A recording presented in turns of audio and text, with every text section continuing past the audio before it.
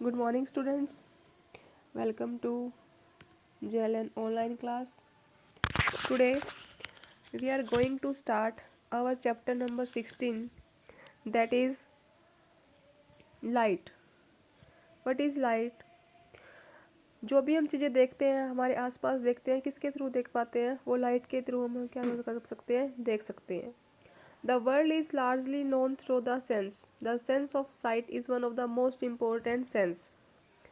कि जो संसार है पूरा वो किसके भरा हुआ है? सेंसेस से भरा हुआ है. मतलब सेंस मतलब किसी चीज़ को अपने अनुमान लगाना, किसी चीज़ का पता करना.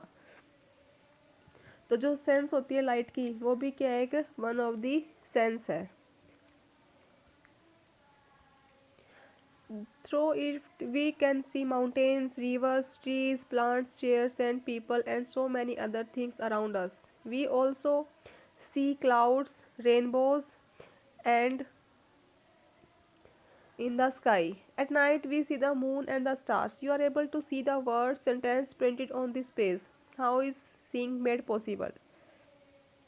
तो किसी भी चीज़ को देखना, अपने आसपास देखना या बुक में से स्टडी करना, वो किसके थ्रू पॉसिबल है? वो सेंस के थ्रू. सेंस किसकी? Sense of light. What makes things visible? चीज़ों को विजिबल कौन बनाता है? Have you ever thought how we see various objects? You may say that I see the object, but can you see an object in the dark?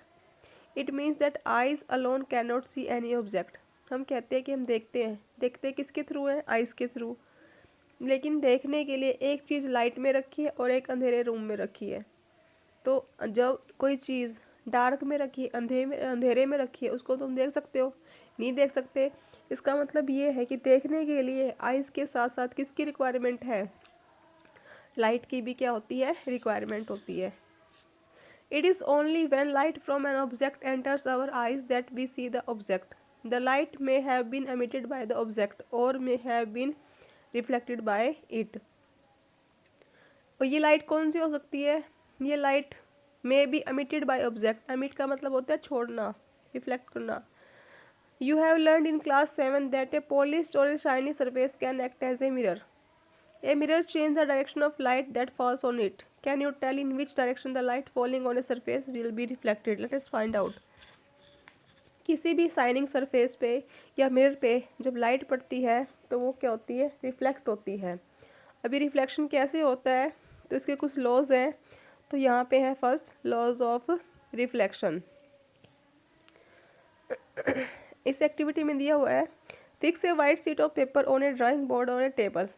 Table है, table के ऊपर हमने क्या कर ली? वाइट शीट बिछा ली. Take a comb and close all the openings except in one in the middle. Can you use a strip of You can use a strip of black paper for this purpose. Hold the comb perpendicular to the sheet of paper.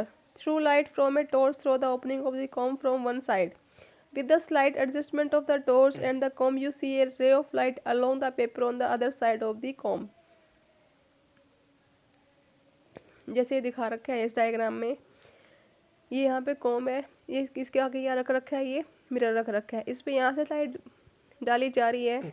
बाकी जो opening है comb की वो सारी close कर दी गई है. सिर्फ एक ओपनिंग रखी है जिसके थ्रू ये लाइट यहाँ पे इस मिरर पे फॉल हो रही है.